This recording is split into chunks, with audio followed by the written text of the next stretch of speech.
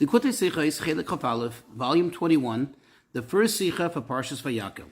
This Sicha is actually a siyum on Hilchos Beis HaBchira, the laws in the Rambam pertaining to the building of the Beis HaMikdash, and will focus on the final chapter, that's chapter number 8 of Hilchos Beis HaBchira, where the Rambam discusses the Shmiras HaMikdash, the mitzvah of the honor guard of the Beis HaMikdash. And in the Sikha, the Rebbe will explain how this particular observance was actually a function of the building of the Beis HaMikdash, which is the kavod, the honor that has to be allotted to the Beis HaMikdash.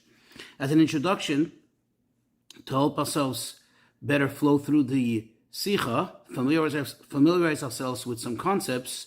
First of all, the Rambam, in writing his chibur, in making this enormous work of the Mishneh Torah, of all the laws of the Torah, he was very precise in how he divided even the paragraphs, the halachos in the Rambam. That means the chapters and the paragraphs also have meaning, and how he decided to subdivide the various halachas, as we'll see later in the Sikha. Another concept, ein shvus b'mikdash. There's a rule that in the Beis HaMikdash, there is no concern of shvus. What is shvus? Shvus means all those things that are rabbinically prohibited to be done on Shabbos. Okay, things that are only of rabbinic origin, they're called shvus, and they are overridden in the Beis HaMikdash when there is a need in order to perform the avodah, the service in the Beis HaMikdash, or the support of the avodah. Another thing to familiarize ourselves with, the idea of a heter. A heter means when there is an allowance in halacha, or we call it perhaps a rider. That means in certain instances, although the halacha says that such and such is forbidden, however, in a circumstance of need, when there's a certain need or a strenuous situation, then there is a heter. But it's understood that the heter in itself inherently means that this is not the ideal. Rather, there's like an allowance. It's a rider to the law. One more thing, in Torah, everything is seamless, as it says, nos soifam b'tchilasam b'soifam, that the end and the beginning is always connected. There's an inherent connection because the Torah is one thing and it is seamless.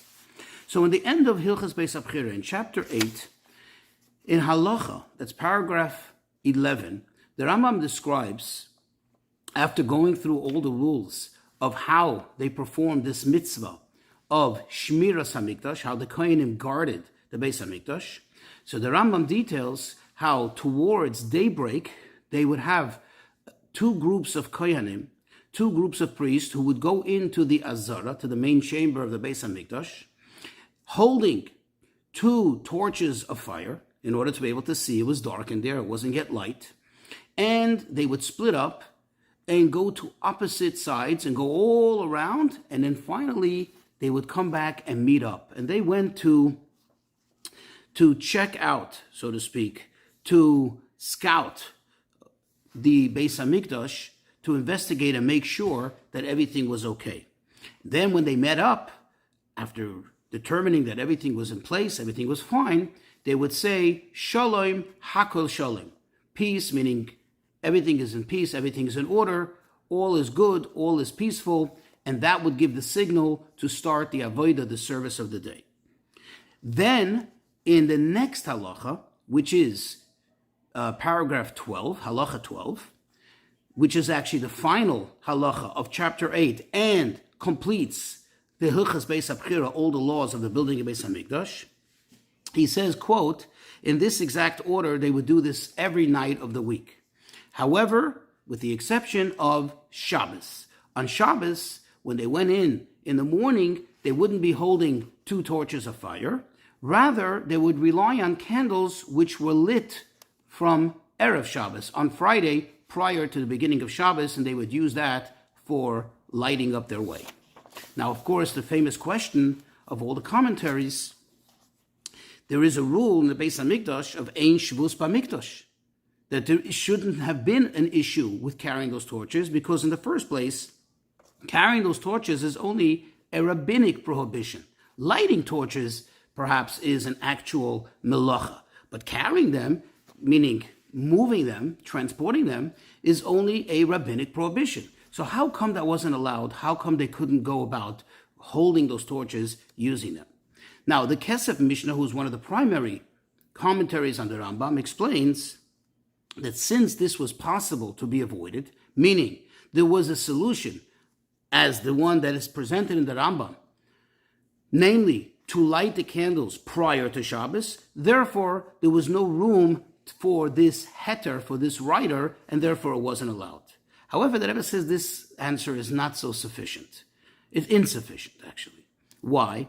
Because we find elsewhere that there are circumstances in which you can also make this argument that one does not need rely on a heter, and yet it was fully permissible. Two examples. On Yom Kippur, on the night of Yom Kippur, the Mishnah and likewise the Rambam describes how the Kohen Gadol, the high priest, had to be kept up all night. And then later how he had to immerse in the mikvah several times, 5 times throughout the day. And it could have been quite cold. So the Rambam says that if he was a zaken or a choila, if he was a little elderly or perhaps sickly, then they would have to warm up the water. How would they do that? They had these big tongues of iron, which they would heat up from the night before. That means they were there on a burning fire. And they would drop them into the water, and that would serve as a heating mechanism in order to warm up the water. Now, this is clearly something which is a shvus, at least a shvus. This is something which is certainly not permitted typically. But in this case, although you can make the argument that perhaps there could have been other methods applied in order to keep that water warm throughout the night. Why didn't they do it before Yom Kippur began? Why would they do it on Yom Kippur in the immediate need of warming up the water? Another example, it says that if the Kohen Gadol, the high priest, as he was sitting at night and he became overwhelmingly tired and would start to snooze off, then the Leviim, the Levites who were present, they would snap their fingers in a tune in order to keep him awake. Now, snapping the fingers is also something which is not permitted. It's something which is rabbinically prohibited. And yet, here we see that they didn't resort to other methods. Maybe they could have done other things by maybe moving things around, making other noises. But no, they did this in a pleasant manner in order to keep him awake. So you see that you do resort to a shvus, a heter, an allowance, a rider of a shvus in the Beis Hamikdash in order to facilitate the necessary avodah, the necessary service and protocol in the Beis Hamikdash. So back to the question, how come over here we didn't rely on that and they would light candles before Shabbos? Another 2 questions which come up here is, it would seem that these 2 last halachas, this narrative about how they would scout the Beis Hamikdash, how they would check out the Azara prior to the Avodah in order to begin the Avodah of the day, the service of the day, really it seems that its place should not be here in the laws of the building of the Beis Hamikdash. Rather, perhaps it seems that it would be more appropriate if they were listed in Hilchos Tmidim u'Mesafim, where the Rambam lists the actual order of the day, the actual order of all the service in the Beis Hamikdash. And another thing, if anything, even if this is its place, how come the Rambam writes this idea about how Shabbos was different? How come he spells this out in a separate paragraph in itself, in a separate halacha on itself? Meaning, it seems to be just a continuum of what he was saying, that this is what was done every day, with the exception of Shabbos. It should have just been the end of halacha Yud Aleph. How come he states it in a separate halacha? And if you recall, in the introduction, we said that it's very precise how the Rambam chose to break down the halachas. So the Rebbe says the explanation is as follows. The Rambam writes in the beginning of this chapter, where he introduces this idea, this concept of the protection of the Beis Hamikdash, the guard of the Beis Hamikdash. He explains that its purpose wasn't because of fear, quote unquote, fear of enemies. In other words, this wasn't an actual security measure. Rather, this was an honorary thing. Because as he says, quote, you can't compare a palace which has guards to one that doesn't have guards. Meaning, from this we understand that each and every detail in these laws is one that contributes more to the, quote, honor of the Beis HaMikdash. As this whole idea, this whole concept in the first place is not a measure of protection, it's not a means of necessity, but rather it's there to show honor, to express kavod to the Beis HaMikdash. So according to this, says the Rebbe, we can explain that this inspection of the Beis HaMikdash, of the Azara in the morning, was part of this. It was done as a means of honoring the Beis HaMikdash and not a means of making sure that everything is ready to go for the Avodah. And as explained elsewhere, that what is the idea? What is the real, the inherent idea at a deeper level of this protection of the Beis HaMikdash, of this honor guard? It's really to show, it's to express that there is no hesech hadas, there's no taking off of the mind, meaning that this is something that's constantly on our minds, this is something that's important to us, and therefore it's a constant endeavor. We're always there, even in a time when there is no avodah, we still have, so to speak, boots on the ground. We have a presence there to show that this is something that's constantly alive and actively there in our lives. According to this, we can also appreciate that when they finally met each other, the two groups that went out to canvass the Azara, when they finally met up, they didn't say, oh, everything is ready to go, or everything is fit for Avodah. That's not what they said. They said, Shalom, Hakel Shalom. In other words, they expressed how everything here is peaceful. Everything is on the utmost highest level. Again, expressing how this is all about kavod for the Beis HaMikdash. And of course, if kavod for the Beis HaMikdash inherently means kavod for the one who, quote, resides there, for Hashem himself. And according to this, we can better appreciate and answer why there was no allowance of the shvus in the Beis HaMikdash. How come they didn't resort to holding the torches, rather they relied on the candles? And we'll introduce a concept, an idea that's discussed in regards to the miracle of Hanukkah. You see, but the miracle of Hanukkah was that they could not initially find oil which was untampered with. That means pure oil, holy oil. And what happened? They looked, and finally Hashem made a miracle that they found that one jug of oil. In other words, the finding of the one jug of oil in itself was a miracle.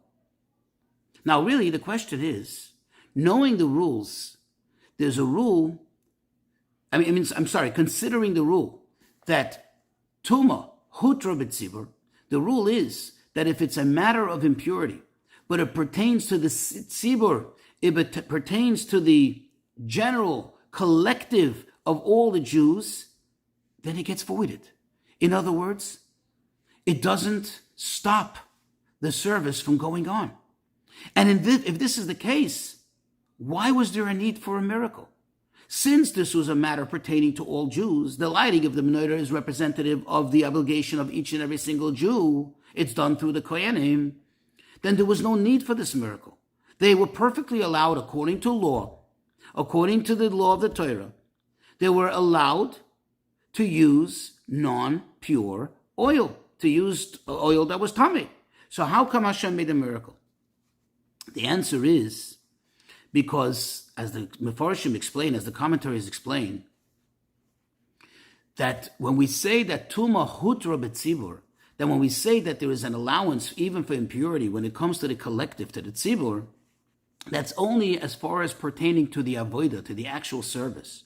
But as far as Hashem is concerned, so to speak, as far as chibasan shel Yisrael, as far as Hashem, him expressing his affection to the Yidden, he didn't allow it to be done with second best. Here Hashem did, so to speak, he went over the top and expresses his affection to the Yidden to make it not with something that's second best, but to do it in a manner that is the most ideal, namely that it's not tamei, it is tahir.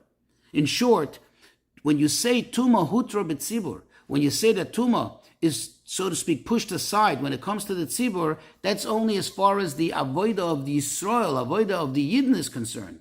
But as far as the Chiba of the Yidden that comes from Hashem, there only the very best does. Likewise over here.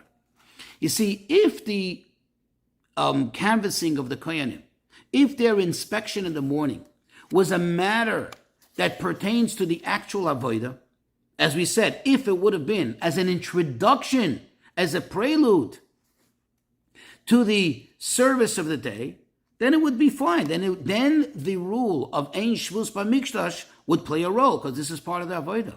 But since this is inherently, as we said before, as we established, this is inherently part and parcel of the kavod of the Beis HaMikdash, the honor of the Beis HaMikdash, then they couldn't rely on any rider, on any heter, on any special allowance, and they had to go with the very best. They had to do it in the utmost ideal manner.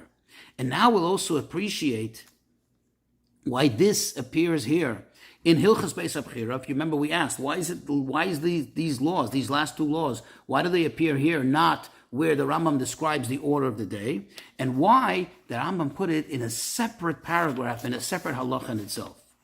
You see, since this expresses the great honor of the Beis HaMikdash, meaning that not only that they checked the Beis HaMikdash, they canvassed it every day for the honor of the Beis HaMikdash, but rather they did it in the most ideal manner. That when it came Shabbos, they didn't do it with relying on a heter, but they did it in the utmost ideal manner of lighting the candles before Shabbos, in the most honorable manner possible. And this explains why the Rambam put it in as a separate halacha and as the final touch of all the laws of the building Beis HaMikdash. You see, in the beginning of our parsha, we learn something very interesting. It says that Moshe Rabbeinu, Parshas Vayakhel, Moshe Rabbeinu instructed him how to build the Beis HaMikdash. But he also threw in the law of keeping Shabbos. How did the two come together? Or why did the two come together? So the sages tell us that this is in order to teach us that although the building Beis HaMikdash is such a vital and necessary idea in Judaism, in Yiddishkeit, but still one is not allowed to desecrate the Shabbos in order to build the Beis HaMikdash. However, on the other hand, we do find that in the Beis HaMikdash itself, they did do many melachos of Shabbos in the Beis HaMikdash. They slaughtered animals, they brought them up to burn on the altar, on the Mizbeach. How come that was allowed? In other words, what is the distinction? What is the difference? The answer is, how do we explain it? The answer is that you have to look at it this way. Once there is a Beis HaMikdash, and the avodah, the service, is being performed in the Beis HaMikdash, then you have the holiness of the Beis HaMikdash. Anything that's done in there as part of the service is inherently a holy act, is inherently a davar kodesh. It is kodesh, because the place is kodesh, the place is holy. And therefore, it's not chilul. Chilul means mundane. There's no defiling of Kedusha. This is Kedusha. However, when it comes to making the Beis HaMikdash, in establishing its holiness, in other words, to actually make the structure which will be a structure of holiness, there is no room for any whatsoever desecration of holiness. There's no room for any chilul Shabbos whatsoever. And therefore, it was not allowed. The kavod of the Beis HaMikdash, going back to our subject, the honor of the Beis HaMikdash, that is part and parcel of the building of the Beis HaMikdash. And therefore there was no room for any whatsoever heter, or any whatsoever even slight chilul Shabbos.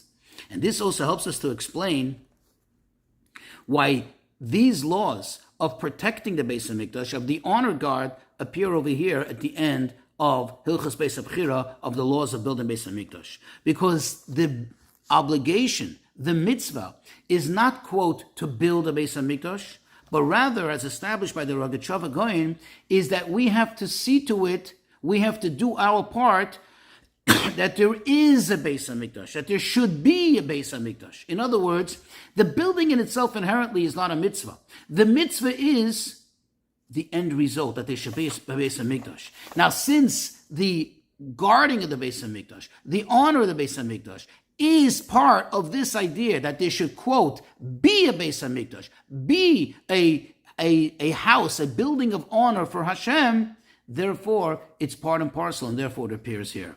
And if this, according to this, we can appreciate, again, that the Kohanim, their canvassing, their investigation of the Beis HaMikdash in the morning was not a prelude to the Avodah, it was not a preparation to the Avodah, to the service, but rather it was part of the honor of the Beis HaMikdash, which is part of the idea of building the Beis HaMikdash, the purpose, the objective of building Beis HaMikdash. And now we can also appreciate and connect the beginning and the end of Hilchos Beis HaBchira. What does the Rambam write right in the beginning of Hilchos Beis HaBchira? That the mitzvah is lasois bayis laHashem, to make a house for Hashem. It doesn't say to build a house for Hashem. Remember what we said before. The mitzvah is not to build. The mitzvah is that it should be a made house for Hashem. A made house in honor of Hashem. What does he write at the end, the very end? He emphasizes the utmost kavod, the honor. And this is the finishing touch on the quote, lasois, to make a house for Hashem. That it should be a place that is the most respectable and honorable place for Hashem. That is the point and the objective of all of these laws of, quote, the building of the Beis HaMikdash, or I should say the making of the Beis HaMikdash. Now the Rebbe takes it a little more esoterically, applying it to our avodah. In other words, how does this concept that we just discussed, this idea, this halach of the Rambam, how do we apply it and encourage our avodah? So the Rebbe says, as discussed several times, that notwithstanding the fact that in the building of the first and the second Beis HaMikdash, certainly we Jews accomplished and fulfilled the mitzvah of Asuli Mikdash v'Shachanti b'Seicha, where Hashem instructs us that we should make the Beis HaMikdash, but still it wasn't in the utmost entire completeness, meaning it wasn't on the highest level. When will the Beis HaMikdash, when will the fulfillment of this mitzvah be in its utmost level, in its utmost entirety? That will be with the third Beis HaMikdash, when Hashem himself, Mikdash Hashem Kohen Yodecha, the one that will be established and set forever. And this is the reason why, perhaps esoterically, the very last halacha, the finishing touch on the laws of building Beis HaMikdash is about Shabbos. You see, because when Mashiach comes, it's referred to, that era is referred to, Yom Shekulai Shabbos U'Menucha L'Chai Elomim. This will be all like one long day of Shabbos, a day of rest and peace forever and forever. And here perhaps is the message. One can think, if this is the case, then our avodah now is worthless. Our avodah now is like darkness. First of all, we don't even have the first and second Beis HaMikdash. But moreover, we haven't reached yet the third Beis HaMikdash. So is there any value to what we're doing now? And here comes the remez, here comes the hint in this law of the Rambam. The candles that illuminated their path as part of the honor, which is the finishing touch of the quote, building of the Beis HaMikdash, what illuminated their path, what gave them their light, that was the candles that were lit before Shabbos. Now, what are candles? Candles is also a spiritual euphemism for mitzvahs. This is the message. When Mashiach comes, in a sense, there will be no value anymore to the mitzvahs because there will be no challenge. There will be no darkness. In other words, these candles that will be lit, meaning the mitzvahs that will be performed when Mashiach comes, will not have their value, certainly not the contrast that they have now. And here is the message. That what will be the light that will benefit from when Mashiach comes in that, quote, day of Shabbos, in that utmost Beis HaMikdash that will be there made and ready for the honor of Hashem. That will be a result of our, quote, candles that we have now, that we're illuminating the world with now, our mitzvahs that we so challengingly do right now. We do our best to push through the darkness and make the candles. That is where we're going to have the source of light that's going to illuminate when Mashiach comes. And this should serve as an encouragement for us to increase in our avodah, which will certainly bring through the fulfillment of this idea of the ultimate building of the Beis Hamikdash, the third Beis Hamikdash.